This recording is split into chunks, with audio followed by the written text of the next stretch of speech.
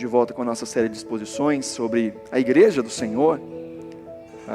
Os 2 últimos cultos, nós demos uma quebradinha, né? Demos uma pausa aí na nossa série, mas hoje nós estamos de volta aí, pensando um pouquinho a respeito da igreja, a respeito do que é ser igreja, qual o papel da igreja, o que o Senhor espera de nós enquanto igreja e, acima de tudo, aquilo que nós estamos rumando para ser.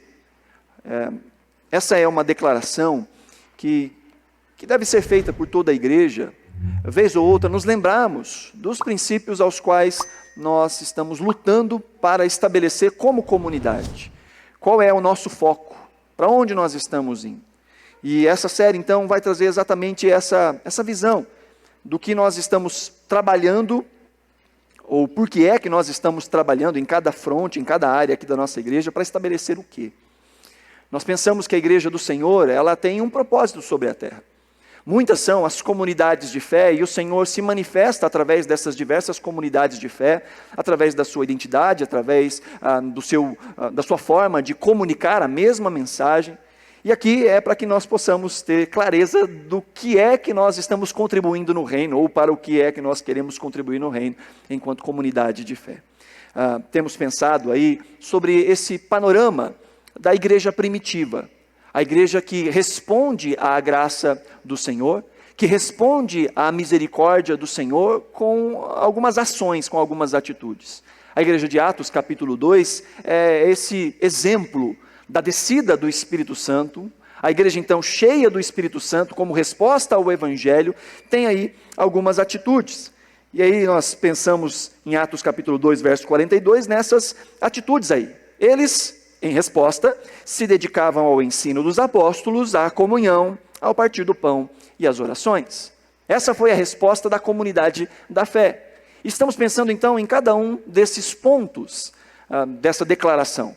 Ao ensino, à comunhão, ao serviço ou ao partir do pão e às orações. Estamos aqui no tópico agora pensando a respeito do ensino dos apóstolos. E como comunidade, estamos trabalhando e vamos empreender esforços para que sejamos uma comunidade do ensino, uma comunidade que se dedica, que se empenha em conhecer mais a Deus, em pensar mais a respeito das coisas de Deus, e termos uma fé que é uma fé embasada, que não é apenas uma fé mística, baseada em vontades, baseada em pensamentos que são humanos, mas uma fé que esteja pautada nas Escrituras.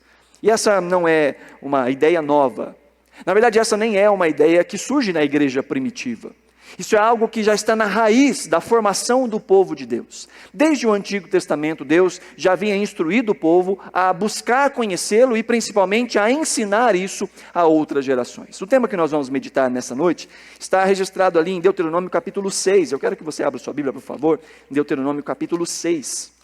Quando nós olhamos para o Antigo Testamento, pensamos na relação de Deus com este povo que Ele está formando, esse povo que vem a ser chamado de o povo de Israel, o povo do Senhor.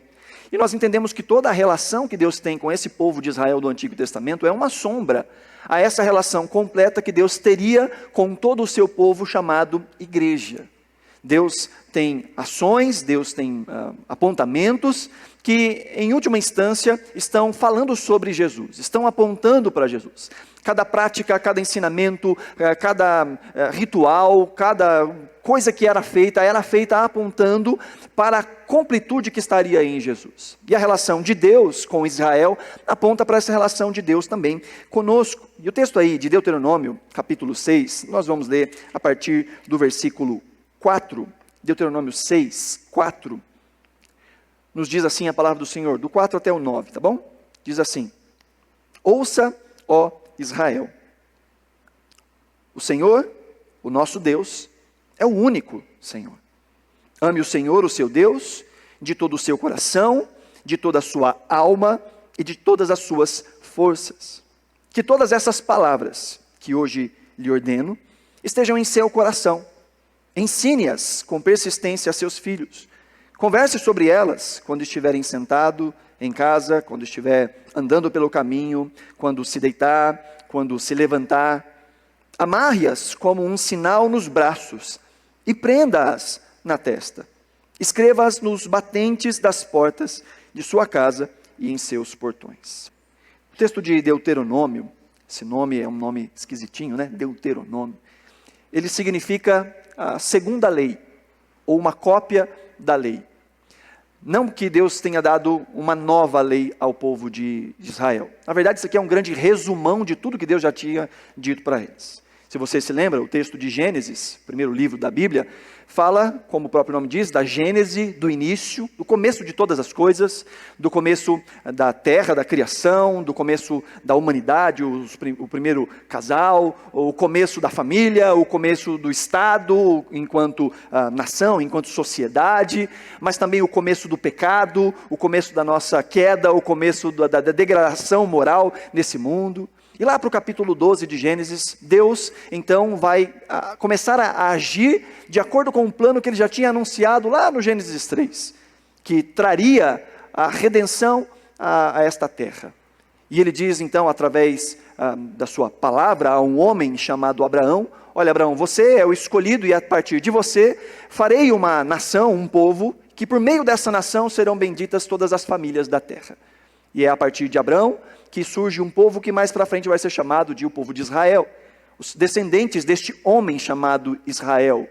E eles então, em determinado ponto, e aí você conhece muito bem a história, em um momento de fome, vão para o Egito, e ali servem no Egito, e o tempo passa, e durante 400 anos eles estão ali, e surge um faraó que não conhecia a história deste povo, que não conhecia os antepassados deste povo, e agora enciumado, coloca esse povo debaixo de escravidão, debaixo de fortes pesos. E Deus, com mão poderosa e graciosa, tira esse povo deste lugar de escravidão, rumo à terra prometida. Deus faz grandes sinais através de um homem chamado Moisés, e ruma com esse povo à terra prometida. Acontece que depois de toda essa graça manifestada por Deus, de todos esses milagres manifestados por Deus, a esse povo que estava escravo, esse povo começa a murmurar e sentir saudade da escravidão na qual eles estavam. Começam a se focar muito mais naquilo que eles não tinham, do que naquilo que eles haviam recebido de maneira tão graciosa.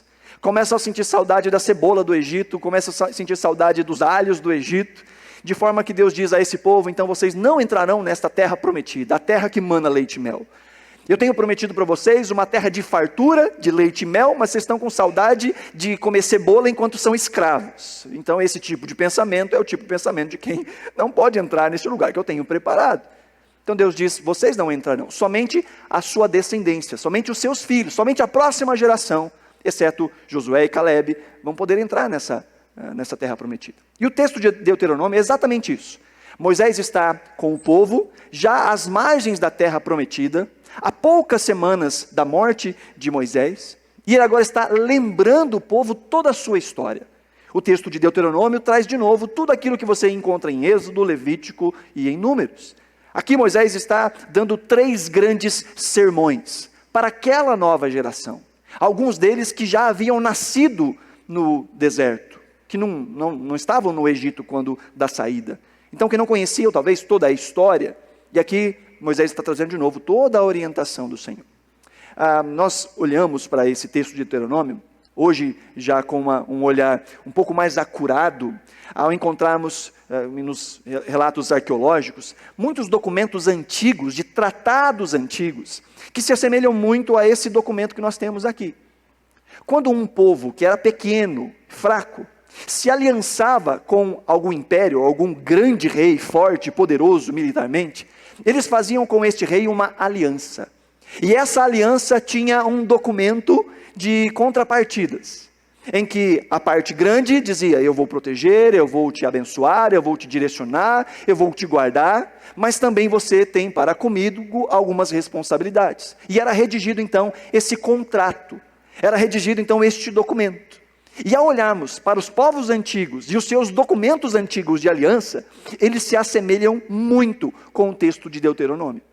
O que temos então aqui é um documento de pacto de alguém muito grande com alguém muito pequeno. De Deus como o protetor, o provedor, o cuidador deste povo pequeno, dizendo a eles quem Ele é e chamando para essa caminhada de amor e de obediência. Esse é o texto de Deuteronômio.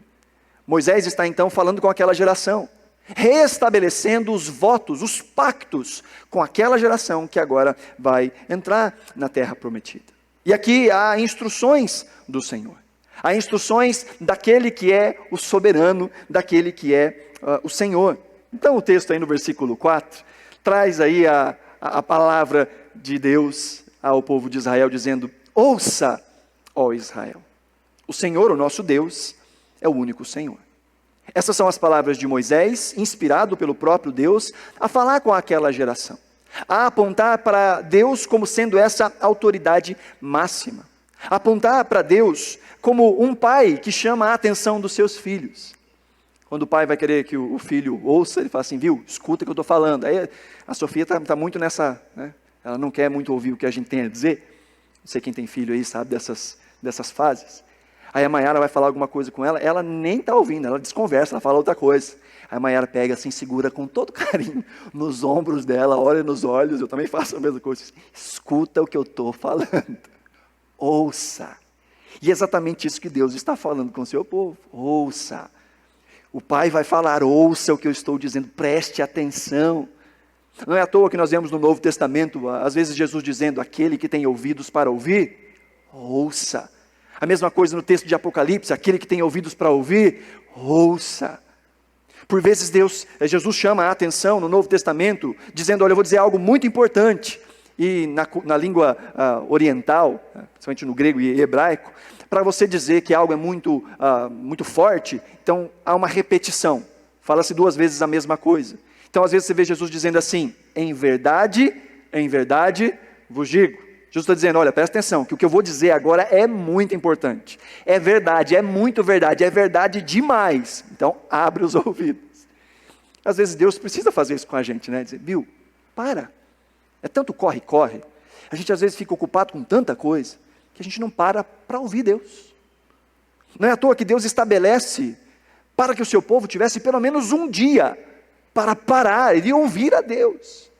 Nós olhamos para o Antigo Testamento e vemos que essa é uma sombra que se cumpre em Cristo. E que agora nós precisamos saber que nós precisamos encontrar sempre espaço para ouvir a Deus, sempre espaço para descansar no Senhor.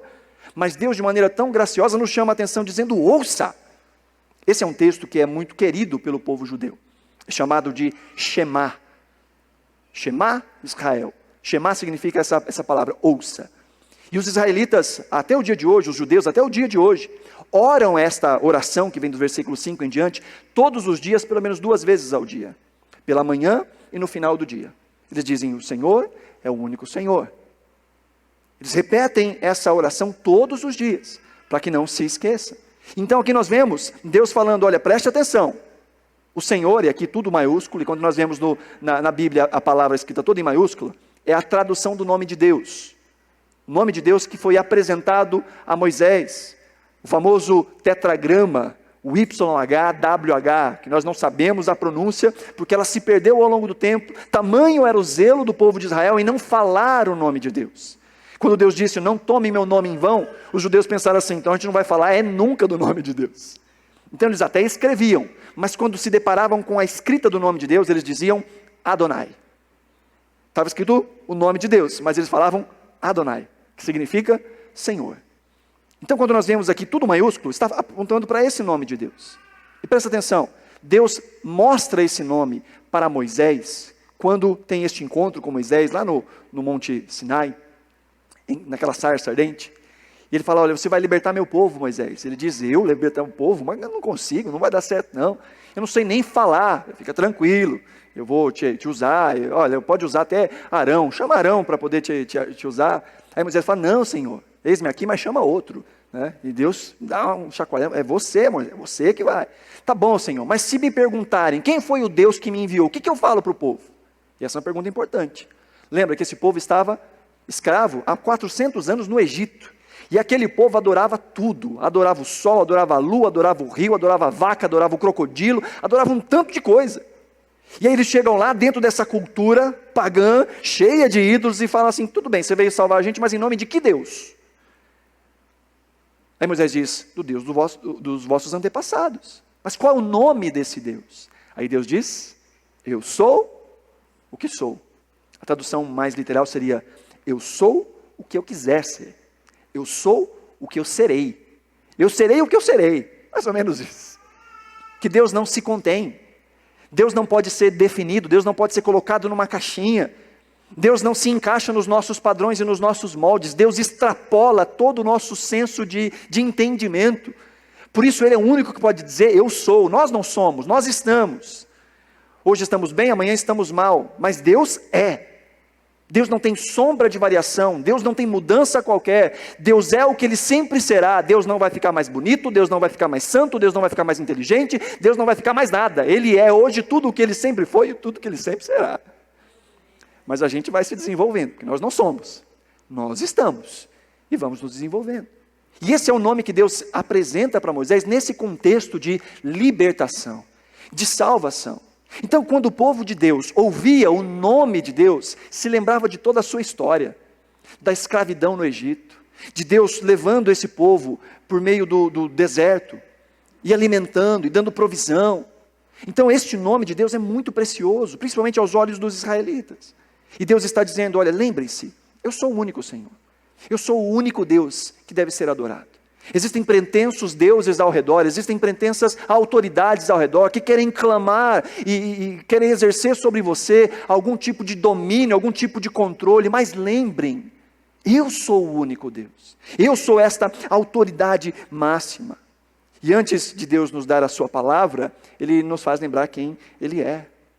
Nos faz lembrar que Ele é o nosso Criador, que Ele é o nosso libertador, que Ele é o nosso cuidador. Antes de Deus nos pedir alguma coisa, Ele primeiro mostra a sua graça. É tão legal quando você olha lá para Êxodo capítulo 20, onde está ali a lista dos 10 mandamentos. Mas no prólogo, na abertura dos 10 mandamentos, antes do primeiro mandamento, Deus diz, eu sou o Senhor que vos criou e que vos libertou da terra da escravidão. Antes de pedir qualquer coisa para nós, Deus dá a sua graça. Antes de nos colocar qualquer obediência a ser abraçada, Deus primeiro demonstra a sua graça. E Ele nos lembra de quem Ele é. E aqui Deus está dizendo, olha, lembre-se, eu sou esta autoridade máxima. E se Deus de fato é a autoridade máxima, logo Ele requer de nós uma lealdade que seja equivalente.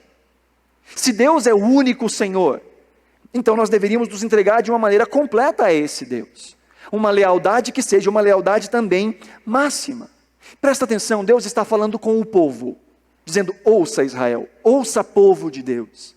Mas agora há uma mudança sutil nas palavras do Senhor no versículo 5. Ele diz, ame o Senhor, o seu Deus, de todo o seu coração, de toda a sua alma e de todas as tuas forças.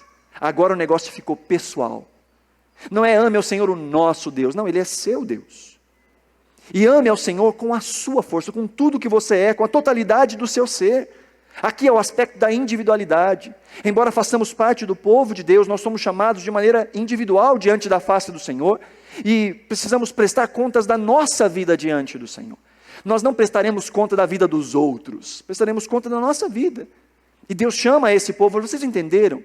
Que eu os amo, que eu os criei, que eu os formei, que eu os libertei, então vamos caminhar juntos, em aliança. Mas essa aliança deve ser uma aliança completa, uma aliança total. Aí ele fala aqui de coração, de alma, de forças. Essas palavras são muito bonitas no seu original. Quando pensamos aqui em coração, o coração bíblico, ele é muito mais do que uma ideia romantizada de sentimentos. Fala também de sentimentos. Nós vemos, por exemplo, falando que o coração é através do coração que se decide coisas. O coração na Bíblia é um coração cerebral, é um coração lógico, que pensa, que tem razão, que raciocina sobre as coisas. Fala também das vontades, dos sentimentos, das motivações. O coração é algo muito completo. Então é toda a nossa parte interna, tudo aquilo que nós somos por dentro, deve estar diante do Senhor. Aí ele fala de alma, aí a gente pensa em alma já nos ghosts, né, nos fantasminhas, né? Mas alma na Bíblia fala de vida. Tanto é que essa palavra é a palavra nefesh, que significa garganta. E ela serve tanto para animais, quanto para seres humanos. Os animais são chamados de almas viventes. Os homens são chamados de almas viventes. Falando desse ato de ser. Nefesh, ou essa alma, significa a nossa existência. Então Deus está dizendo, olha, ame ao Senhor com a sua existência. com a expressão da sua vida, com aquilo que te torna um indivíduo, com aquilo que faz você ser diferente do outro. Você é um indivíduo, você é uma alma que é diferente de outras almas, você é um ser único, então com esse aspecto único, com tudo que você é, suas habilidades, suas vontades, suas inclinações, seu temperamento, tudo que você é, ame ao Senhor. E a última expressão aqui, todas as suas forças, que só é traduzida neste ponto deste jeito, porque ele não é um substantivo no original, ele é na verdade um advérbio, a palavrinha meod, que significa muito. Então, por exemplo, diz que lá em Noé, que houve uma grande chuva, que choveu muito, então lá é uma meod chuva, uma baita de uma chuva. A ideia de meod aqui é a ideia de algo que é intenso, que é grande, que é muito. Nós vemos em alguns momentos que se fala de uma alegria, que é uma grande alegria. Então a meod, alegria. Lá em Gênesis também vai dizer que Caim teve uma raiva do seu irmão, que não foi uma raiva pequena, foi uma meod raiva. E às vezes nós encontramos nas escrituras essa palavra também repetida. Meod, meod, vai falar por exemplo sobre Jacó. Que Deus fez com que Jacó fosse meod, meod, rico. Muito, muito rico. Então essa palavra não teria muito sentido se a gente traduzisse ela assim, né? Se a gente quiser traduzir literalmente assim, ame ao Senhor com toda a sua muiteza. Faz muito sentido, né? Força no sentido de intensidade, de qualidade, de quantidade. Ame ao Senhor com força, diria o mineiro. Ame ao Senhor com força, diria o mineiro, para falar mais exato. Ame ao Senhor com toda a sua intensidade, com toda a sua excelência, com todo o seu vigor, com todo o seu poder, com toda a sua potência. Põe força nesse amar ao Senhor, seria algo mais ou menos assim. E aí a gente olha para essas descrições, e agora está na hora de parar e pensar, será que eu estou amando Deus assim? Ou será que eu estou amando a Deus meia boca? Com fiapo de energia que me resta, com os segundos de tempo que me sobram. Deus diz, olha, se vocês se lembrarem de quem eu sou, da minha grandeza, daquilo que eu fiz com vocês, a resposta que é verdadeira, a resposta que faz sentido, é uma lealdade que seja também intensa, em que você ame com tudo. Então aqui está, queridos, uma ideia que precisamos trabalhar muito bem, que é a diferença do dever e dessa integralidade. Eu tenho que obedecer a Deus? Depende do que você está falando. Eu devo? Bom, se isso é só uma obrigação, então você não entendeu. Não basta uma ação externa, é necessário um posicionamento interno. É necessário um coração, é necessário o desejo de amar, é necessário o desejo de servir, é necessário a excelência em servir, é necessário tudo isso. Mas será que isso é possível? Toda essa totalidade, será que isso é possível? Deus vai instruir o seu povo agora a dizer como alcançar este objetivo. Apontando para uma referência, apontando para um caminho. Senhor, se eu tenho que te amar assim com tanta intensidade, como eu farei isso? E aí no versículo 6 ele diz que todas essas palavras que lhe ordeno estejam em seu coração. Se você quer amar de maneira intensa, comprometida, completa, é preciso que estas palavras que o Senhor instrui estejam dentro do seu coração, guardadas no nosso coração. Como é que nós podemos amar a Deus? Jesus responde essa pergunta: aquele que tem os meus mandamentos e os guarda, esse é o que me ama. Aquele que se ocupa da minha palavra, esse é o que me ama. A principal maneira pela qual Deus quer ser amado é quando nós prestamos atenção no que Ele tem a dizer e nós guardamos as suas palavras, colocamos em prática as suas palavras. Não é assim que nós fazemos com as pessoas que nós amamos? Nós damos ouvido, nós prestamos atenção, nós achamos que as pessoas que nos amam e que nós amamos, aquilo que elas falam é digno de confiança, é digno de ser ouvido, prestamos atenção. E se reconhecemos que Deus é de fato essa autoridade máxima, e reconhecemos a bondade de Deus sobre as nossas vidas todos os dias, nós vamos dar ouvidos ao que Ele tem a dizer. Nós vamos buscar conhecer o que Ele tem a dizer, porque é na palavra de Deus que nós descobrimos quem Deus é e o que Ele espera dos seus filhos.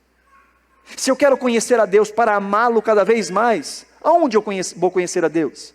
É na sua palavra, na revelação que Ele faz do seu próprio caráter, da sua própria vontade, do motivo pelo qual nós existimos, do como a vida pode funcionar neste mundo caótico, porque tudo isso está apontando, em última instância, para o motivo pelo qual nós existimos, para a glória de Deus. E é na palavra que nós encontramos isso. Ele diz que essas palavras não estejam na sua Bíblia fechada, no alto do armário, para que você pegue só no final de semana, na hora do culto. Que elas estejam somente no seu celular, no aplicativo, ali do lado do Candy Crush. Não, que essa palavra esteja no seu coração, guardado no lugar mais importante, internalizada, encarnada em você, no lugar mais precioso, e por que não dizer, na fonte da nossa existência. O texto de Provérbios diz, acima de tudo que você deve guardar, lembra? Guarda o teu coração. Por quê? Porque é dele que flui as fontes de vida, a sua interioridade, o seu homem interior, como vai dizer o apóstolo Paulo. Guarde no seu coração. O salmista diz no Salmo 119, escondi a tua palavra no meu coração, para não pecar contra ti. Essa palavra tem que ser internalizada. Nós precisamos entender que essa palavra é preciosa, e gastar tempo com ela, gastar energias com ela. O Ronaldo Lidório conta um testemunho. O Ronaldo Lidório é um dos grandes missionários do Brasil, os maiores missionários brasileiros, posso falar sem dúvida qualquer, Ronaldo Lidório. E ele estava num trabalho missionário em Gana, no continente africano, traduzindo a palavra de Deus para o dialeto de um dos povos ali. E enquanto estava nesse processo de tradução, para que o povo não ficasse sem Bíblia, ele, juntamente com o pessoal da sua base, convidava algumas pessoas para que estivessem ali, e que ele fosse ensinando alguns versículos. Essas pessoas então guardavam esses versículos, decoravam esses versículos, para que elas tivessem a palavra, enquanto ele terminava a tradução, e depois iria publicada, e estaria à disposição todo o texto. Mas enquanto esse trabalho demorado não chegava ao fim, ele chamava então algumas pessoas, e compartilhava ali alguns poucos versículos, para que elas decorassem. E o Ronaldo Lidório disse que, dentre essas pessoas, havia uma senhorinha, que morava numa região bem distante, que ela andava quilômetros, para estar ali em cada um daqueles encontros. E que em um desses encontros a senhora caminhou quilômetros, chegou até lá, ouviu, ele compartilhou ali uma dezena de versículos, para que eles decorassem, todo mundo decorou, e ela voltou para casa alegre, recitando os versículos. E quando já estava na altura, metade do caminho praticamente, ela se deu conta que ela perdeu um versículo, que ela se esqueceu de um versículo. E o que ela fez?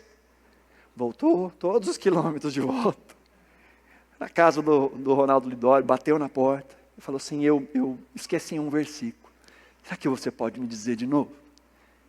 E o Ronaldo ficou todo alegre, né? Falou assim, poxa, que coisa maravilhosa, que bonito. Mas a senhora não podia esperar até o próximo encontro, né, para rever esses versículos? E aí eu anotei a frase que ela disse para o Ronaldo Lidório. Ela disse o seguinte, a palavra de Deus é um tesouro precioso demais para ser perdido pelo caminho. E quando nós vemos exemplos como esse que acontecem nos dias de hoje, qual é a importância da palavra de Deus nas nossas vidas? Em qual lugar a palavra de Deus está guardada? Ela é só mais um livro na nossa estante? Ou ela é a busca por conhecer o caráter, o amor desse Deus que nos libertou, para que o nosso coração se encha desse verdadeiro entendimento de quem é o Senhor? Para que possamos amá-lo com tudo o que nós somos, com tudo o que nós temos. Então, Deus é essa autoridade suprema, e nos chama para uma lealdade que seja equivalente. Mas Ele não nos deixa sem parâmetros. Ele nos aponta para essa referência última, que é a sua própria palavra. E nos dá também uma responsabilidade, que é uma responsabilidade máxima. O texto no versículo 7 diz, ensine-as com persistência aos seus filhos. Converse sobre elas quando estiver sentado em casa, quando estiver andando pelo caminho, quando se deitar e quando se levantar. Amarre-as como um sinal nos braços e prenda-as na testa. Escreva-as nos batentes das portas de sua casa e em seus portões. Deus está dizendo, isso é tão importante que você deve passar isso para a próxima geração. Essa é a responsabilidade, de que essa fé não morra conosco. Um grande autor americano diz que nós estamos sempre a uma geração da extinção da igreja. Sempre. Isso só não acontece porque nós estamos passando a fé para as próximas gerações. E Deus está dizendo, essa é uma responsabilidade do povo. Você já recebeu uma notícia assim que é tão impactante que você não vê a hora de contar para alguém? Já recebeu isso? Sei lá, uma notícia que você viu na televisão, alguém te contou, você fala, não vejo a hora de encontrar fulano. Fulano vai ficar doido de saber isso. Fica se comichando. Né? Quer ligar, quer mandar zap. Aí quando a pessoa chega assim, tem um negócio para te contar. Por quê? É uma notícia que empolga, eu quero compartilhar, eu quero transbordar. E se eu entendo que a referência máxima é a palavra, eu estou com o coração cheio dessa palavra, ela vai transbordar. Ela não vai ficar em mim. Ela vai escorrer. Ela vai encontrar os outros. O coração cheio transborda. E aqui nós vemos uma responsabilidade primeiramente com os de casa. Há um destaque aí, diz, ensine-as com persistência aos seus filhos. Não fica só em casa, mas comece em casa. Isso aponta não só para os filhos biológicos, mas também aponta para as novas gerações.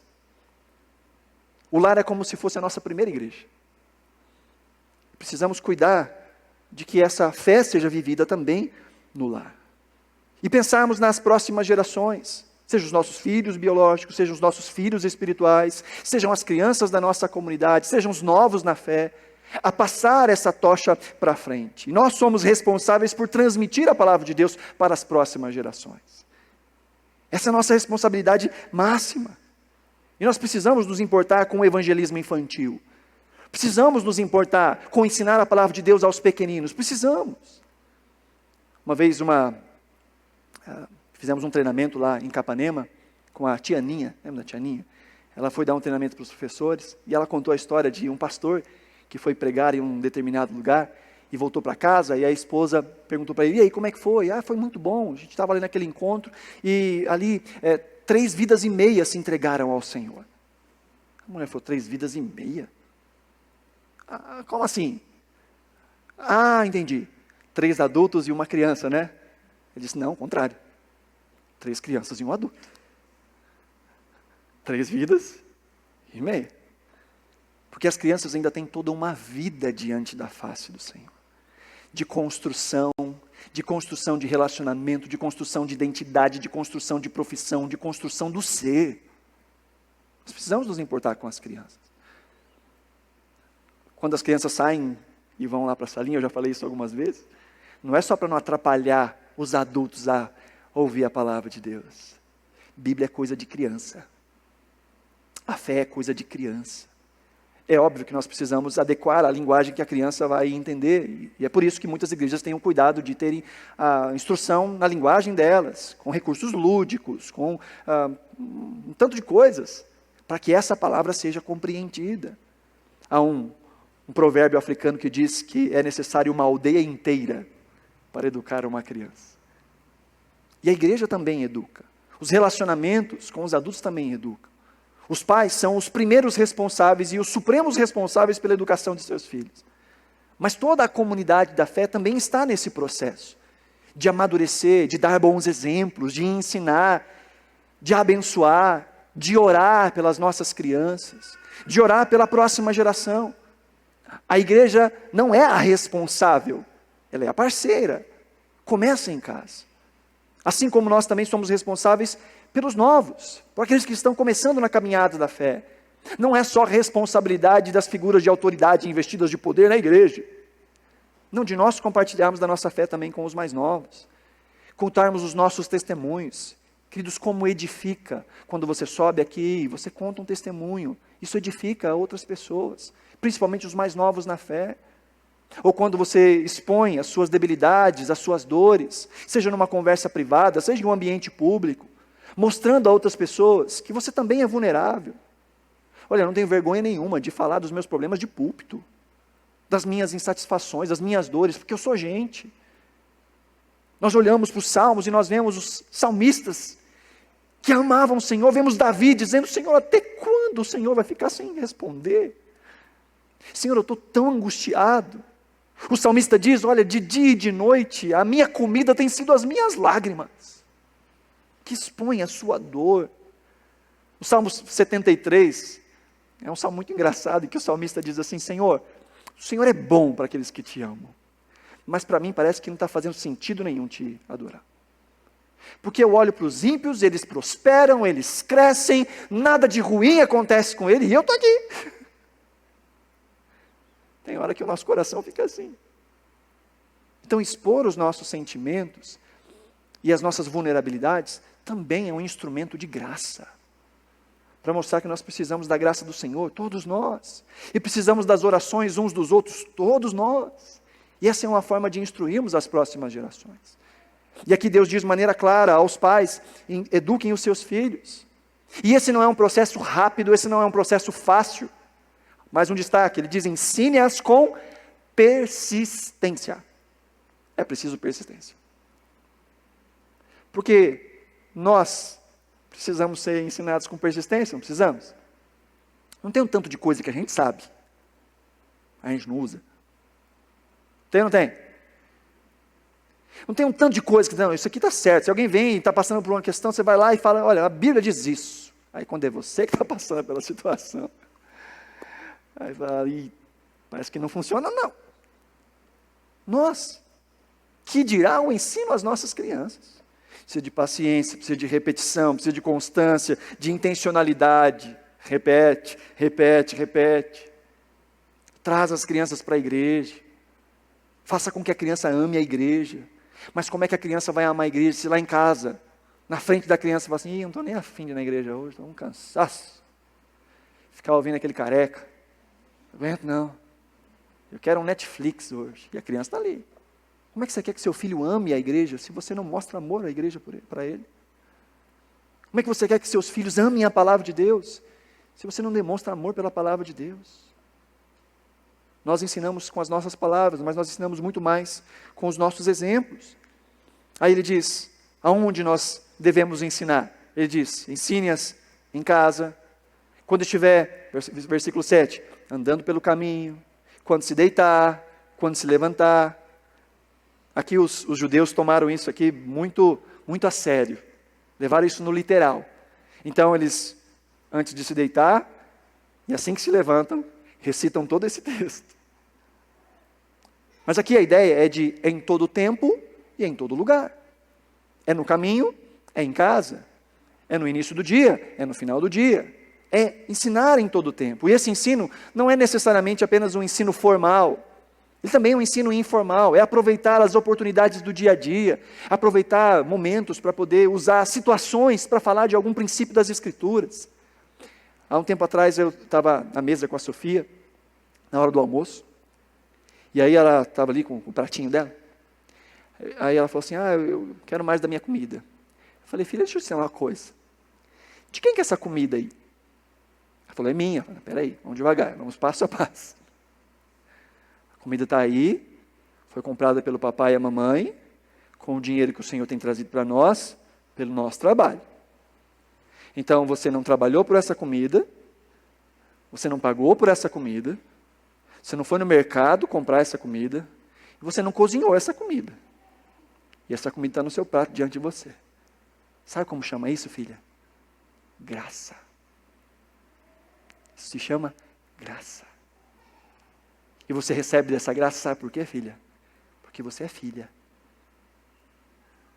E com base nisso, a gente começa a falar sobre a graça de Jesus. Não foi você que pagou, não foi você que fez, mas chegou até você por graça. Então, em pequenas atitudes do dia a dia, às vezes vendo um filme, pega-se um princípio e ensina, de maneira formal, de maneira informal, falando com as próximas gerações, principalmente os pais de filhos pequenos. Quando o texto fala aqui de filhos, está falando principalmente dos filhos pequenos. Dentro da cultura de Israel, o menino ficava homem aos 13 anos e a menina aos 12 anos. Já eram considerados emancipados na sua vida espiritual. Até então, os pais eram completamente responsáveis pela caminhada do filho. Mas chega um ponto, e isso os judeus praticam até hoje, uma festa chamada de Bar Mitzvah para os homens e Bat Mitzvah para as meninas. Em que ali, pela primeira vez, eles leem a Escritura sozinhos. Como quem diz: a partir de agora, a minha vida espiritual é responsabilidade minha. Então Deus está falando: ensine os pequeninos, em todo tempo, em todo lugar.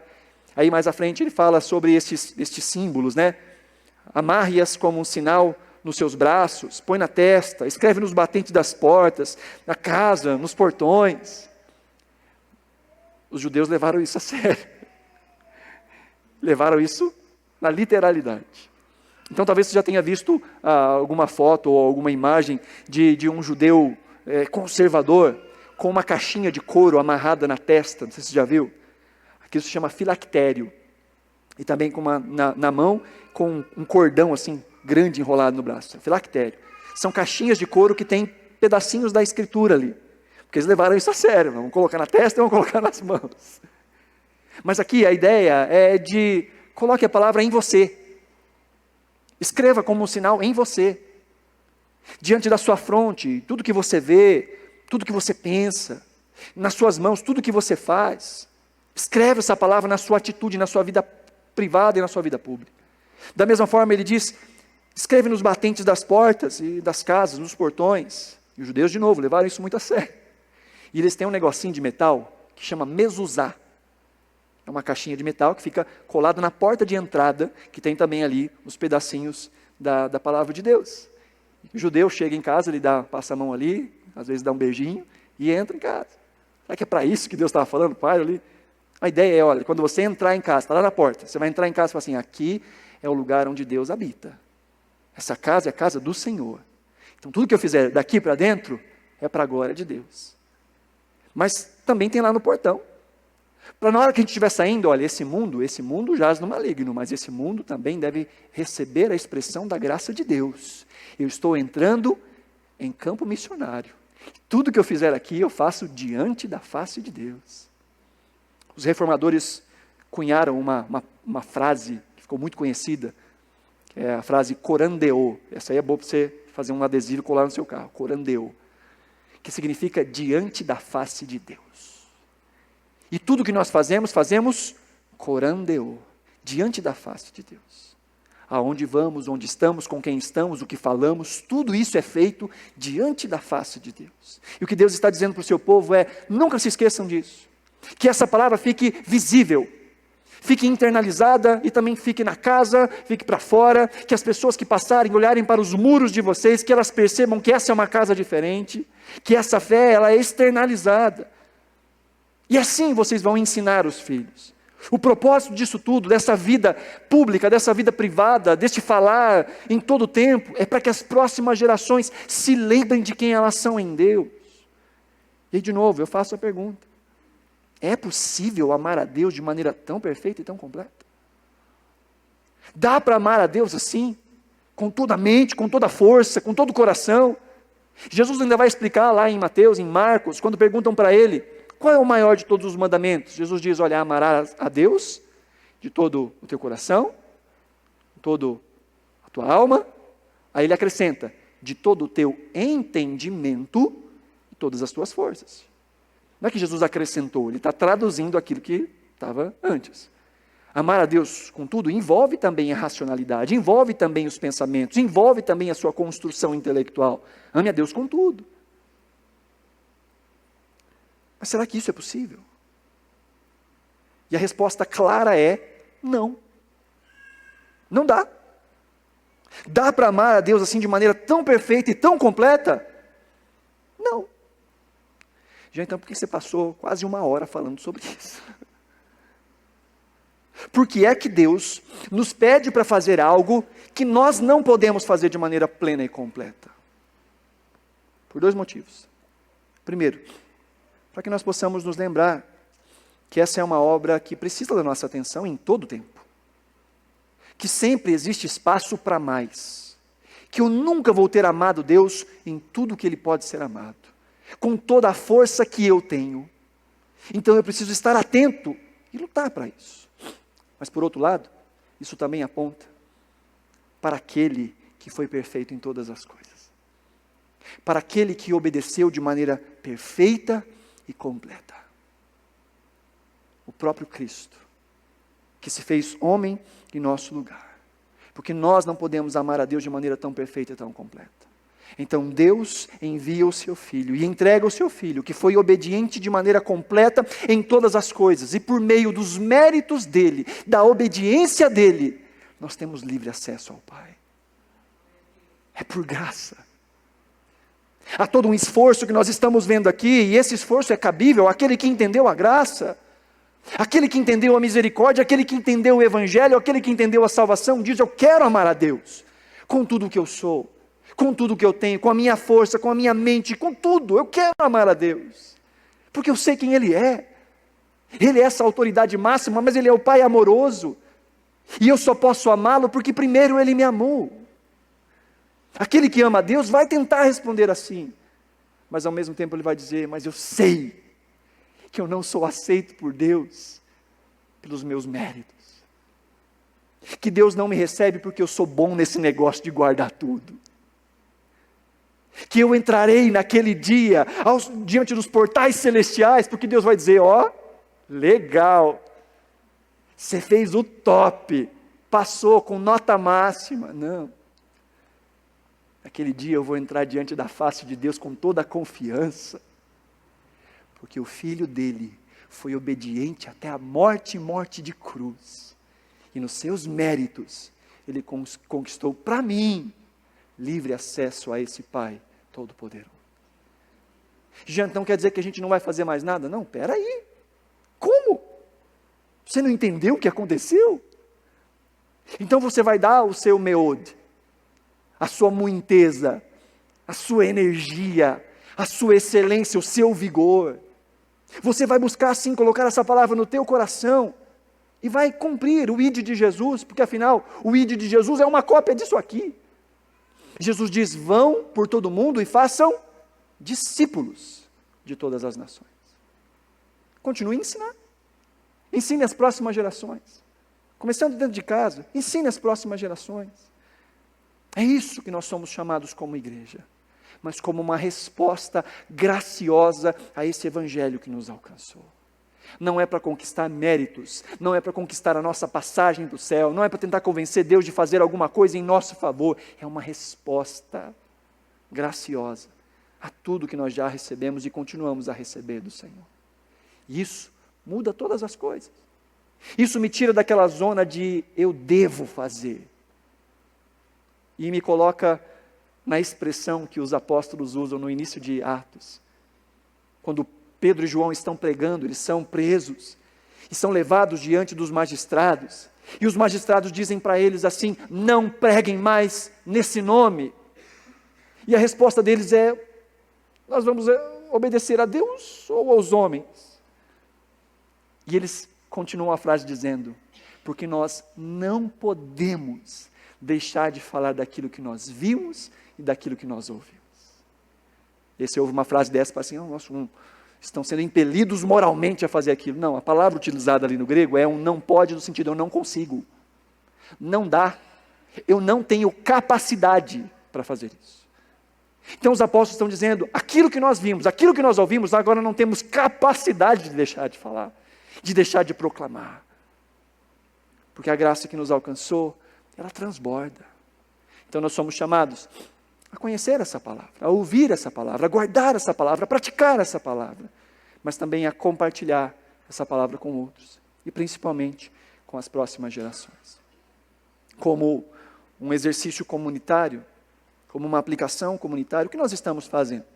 Se nós entendemos que essa é a vontade do Senhor. Somos uma igreja que abraça o ensino e que se dedica ao ensino dos apóstolos. E isso para todas as gerações. Nós valorizamos nessa igreja o ensino para todas as gerações. E por isso nós estamos investindo no ministério infantil, investindo no treinamento, investindo em material didático. Ainda existem alguns investimentos para serem feitos, nós estamos com alguns problemas burocráticos, mas em breve também toda a estrutura, nós estamos investindo no ministério infantil. Por quê? Porque nós entendemos que Bíblia é coisa de criança. Amém? A palavra de Deus é coisa de criança também. E queremos fazer o melhor para as nossas crianças. E nós estamos com uma metodologia, buscando aí uma parceria com a igreja e a família. A igreja faz a sua parte, a família faz a sua parte. Então você que tem uma criança no nosso ministério infantil, vai receber um negocinho desse aqui, ó. A Regina fez com todo carinho. Que é uma continuidade daquilo que as crianças estão aprendendo aqui todas as semanas. Então as crianças têm a aula no domingo, E durante a semana os pais têm aqui algumas tarefinhas para fazer com as crianças, para firmar esse entendimento. Não é nada muito complicado, não, é coisa rapidinha, mas para que fique na mente delas. As nossas crianças estão estudando, vão estar estudando ao longo dos próximos meses, sobre estarem em comunhão, dentro das 2 cartas de Paulo aos Coríntios. Primeira e segunda carta aos Coríntios. Igreja bagunçada, cheia de problemas, cheia de divisão, e Paulo dali vários conselhos, várias repreensões. E as crianças vão estar estudando ao longo das próximas semanas, dos próximos meses, sobre unidade. E os pais vão receber esse materialzinho, para que possam ajudar as crianças. Lembra, a igreja é uma parceira nesse processo. A família é a responsável em fazer os seus filhos discípulos. Mas a igreja está aí para ajudar, para ser parceira. Então essa é a forma como nós, enquanto igreja, estamos fazendo com as nossas crianças, de valorizar o ministério infantil, valorizar todo o trabalho que é desenvolvido em prol das crianças. E como também uma aplicação agora pessoal, pensando agora, refletindo um pouco e aplicando essa palavra a nós. Em primeiro lugar, nós somos chamados a amar a Deus com todo o nosso ser, com tudo que nós somos. Conhecendo a Deus, seguindo a Deus e compartilhando a palavra. Sendo intencionais, sendo persistentes, lutando contra o desânimo, contra a apatia. Mas eu estou tão cansado. Não, eu sou intencional, eu quero conhecer mais a Deus, eu quero amar mais a Deus. Deus merece o meu sacrifício de louvor. Deus merece a minha entrega. Não estou com vontade, mas eu vou fazer, porque a minha vontade não manda em mim. Eu quero estar diante de Deus, eu quero ler mais a Bíblia, eu quero orar mais, eu quero estar mais com os meus irmãos em comunhão, eu quero estar nas programações, quanto eu puder da igreja, nos cultos, eu quero estar. Como igreja nós podemos aplicar essa palavra lembrando que Deus é digno de receber o nosso máximo, ainda que isso não seja muita coisa, mas o pouco que nós somos, o pouco que nós temos, precisamos lançar de maneira completa nas mãos do Senhor. Em segundo lugar, isso não é possível na minha força. É sempre bom nós nos lembrarmos que nós não temos a capacidade de amar a Deus de maneira plena e completa sozinhos. Mas graças a Deus, nós podemos nos deleitar no Evangelho quando nós nos lembramos que Cristo foi perfeito no nosso lugar. E não só isso, Ele nos deu o seu Espírito, e é o Espírito Santo de Deus que nos capacita a entender, a desejar e a viver a palavra do Senhor. De maneira crescente, de maneira constante. A própria palavra de Deus que deveria habitar no nosso coração se fez carne e habitou entre nós. E quando Jesus foi levado aos céus, um pouco antes ele diz: eu não vou deixar vocês órfãos, eu vou enviar o meu Espírito e Ele vai guiar vocês a toda a verdade. Então todo esse processo de conhecer e amar a Deus nós não fazemos sozinhos. Por isso precisamos nos render ao Senhor em oração, clamando a Deus. Quando o nosso coração não quer, a gente vai para a frente da nossa cama e ajoelha e diz: Senhor, meu coração não quer. Muda o meu coração, transforma os meus afetos, transforma os meus sentimentos, me faz te amar mais, Senhor.